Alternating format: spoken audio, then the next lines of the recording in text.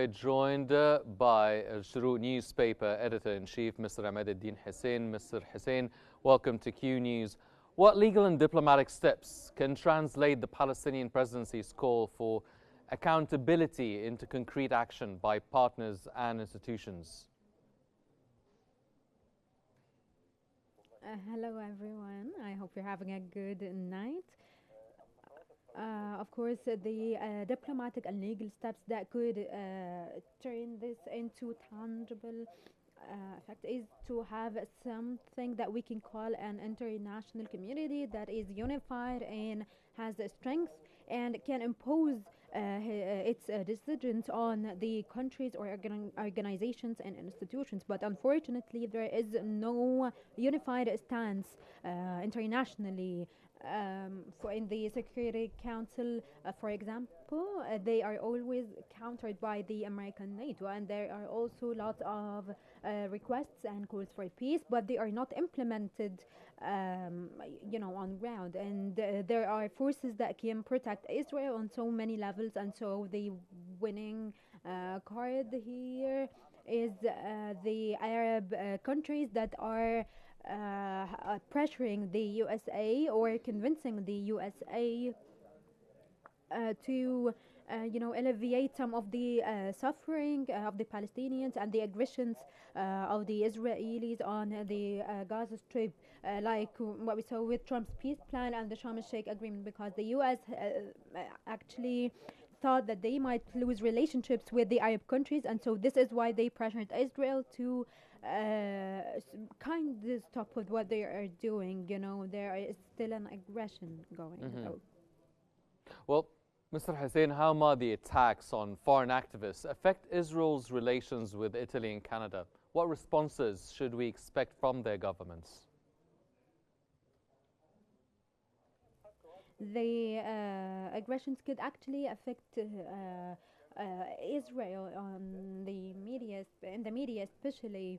But here, Israel is always sending messages, always, that they don't really care about their relationship with any country as long as they are backed by the US. And this is the problem here. We have seen in 2009, I think, they have actually detained activists on from a Turkish ship, and then just a few months ago or a few weeks ago, all of those activists that tried to support Palestine and the people in Gaza, they were detained and even tortured. And then also we saw international activists supporting the Palestinian farmers, and Israel actually kicked them out of the Palestinian lands for tens of years because they are some kind of a terrorist group or helping a terrorist group. And so here, as I said, Israel doesn't care about the ICJ rules, for example, and so they are dealing with the whole world as if they have their own law that they have made, as long as they have the US backing. And so with all due respect to the activists' efforts, it is very influential, by the way, but Israel doesn't really care about all of this, but they keep on their aggressions, their broad aggressions on the Gaza Strip, for example, or the continued aggression in the West Bank. Well, we've seen Netanyahu's court appearance and his pardon request. It actually coincides with the street protests. Now, how does this domestic turbulence shape Israel's posture on Gaza and the West Bank? Unfortunately, Israel is, using or turning all of these issues into an aggression on the Palestinians. Every time that Netanyahu feels like he is losing or that he might not remain in his position, he carries out an attack in more than one country, in Lebanon, in Syria, in Palestine. They've been doing this for ages now. And even the former President Clinton in 1967, as far as I remember, when there was this rumor, they attacked Iraq so that they can take the eyes off of him.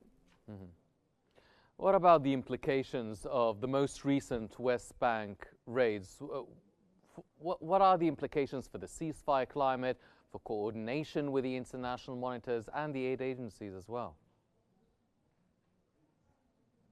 In my opinion, I think that these campaigns' goals is that the Israel's projects don't actually come to a halt and to keep on with their aggressions, and they're not really implementing all the agreements like the Sharm el-Sheikh agreement. They're not implementing all the points of this agreement. There are settlers that are still living there. They haven't withdrawn. They haven't started the second phase. And as far as I remember, some of the soldiers, of the Israeli soldiers, have actually executed two Palestinians in front of everyone, and then actually the soldier that executed these two men was promoted. And so all of these Israeli campaigns to divide and destroy the West Bank and to build their settlements there, they are trying to broaden their settlements by 150 units, for example, in one of the West Bank land. Well, do mechanisms to protect civilians and foreign volunteers even exist on the ground? Who's responsible for enforcing them when incidents occur?